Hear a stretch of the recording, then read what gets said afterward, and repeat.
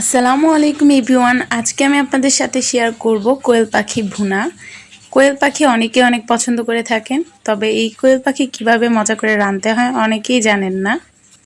তো আজকে আমি আপনাদের সাথে শেয়ার করছি কোয়েল পাখি রান্না কিভাবে করলে মজা হবে।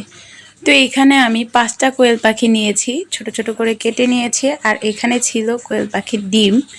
তো এই কোয়েল পাখিগুলির মধ্যে ডিম হয়ে গিয়েছে, এগুলিকে ভালো করে কেটে ধুয়ে নিয়েছি।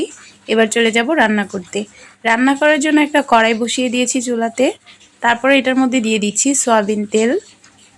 সয়াবিন তেলটা গরম হয়ে গেলে এটার মধ্যে দিয়ে দিচ্ছি আস্ত গরম মশলা। এখানে আমি তেজপাতা, দারচিনি, এলাচ দিয়ে এটার মধ্যে দিয়ে দিলাম পেঁয়াজ কুচি। তো এখানে আমি 4-5টা দারচিনি, 4-5টা এলাচ আর দিয়ে দিচ্ছি 3-4টা তেজপাতা। এবার আমি পেঁয়াজটাকে দিয়ে ভালো করে বাদামি করে ভেজে নিয়েছি। এবার এটার মধ্যে দিয়ে দিব আদা রসুন বাটা, 2 চা চামচ আদা বাটা, 2 চা চামচ রসুন বাটা দিয়ে আদা রসুনটাকে ভালো করে ভেজে নিব এই তেলের মধ্যে। যখন দেখবেন আদা রসুনটা ভাজতে ভাজতে একটু বাদামি রং চলে এসেছে আর মশলাটাও একটু টান ধরেছে, তখন এটার মধ্যে দিয়ে দিবেন লবণ আর দিয়ে দিয়েছি বাকি সব মশলা।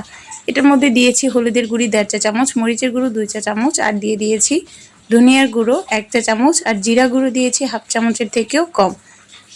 এবার আমি এটার মধ্যে দিয়ে দিলাম পানি পরিমাণ মতন মশলাটাকে কষানোর জন্য।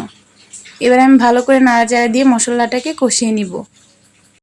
তরকারি মজা হবে কি না সেটা ডিপেন্ড করবে তরকারিটা কষানোর উপরে আর মশলার ব্যালেন্সের উপরে। অনেক সময় মশলা বেশি কম হলেও তরকারি মজা হয় না, আবার অনেক সময় মশলাটা ভালো করে না কষানো হলেও তরকারিটা মজা হয় না।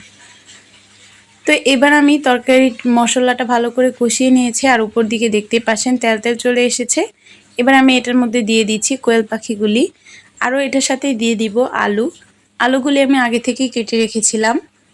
তো এখানে আমি ছোট ছোট আলু ইউজ করেছি, আপনারা চাইলে বড় আলু দিতে পারেন। এবার আমি ভালো করে নাড়াচাড়া দিয়ে কোয়েল পাখিটার সাথে মশলাটাকে মিক্স করে নিচ্ছি। এই কোয়েল পাখিটা এভাবে রান্না করলে এত বেশি মজার হয়, এই কোয়েল পাখিটা এত বেশি মজা লাগে খেতে, কি বলবো আপনাদেরকে। আপনারা অবশ্যই বাসায় ট্রাই করবেন।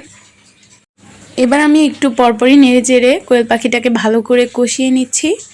যখন দেখবেন একদম কষাতে কষাতে এক্সট্রা পানিটা চলে যাবে আর তেল তেল বেশি চলে আসবে, তখন এটার মধ্যে দিয়ে দিবেন পানি।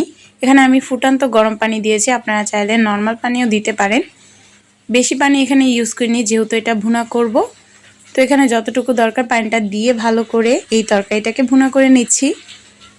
আর কোয়েল পাখির মধ্যে সবসময় একটু ঝাল চটপটা হলেই ভালো লাগে, কোয়েল পাখির মধ্যে ঝুলঝুল থাকলে ভালো লাগে না।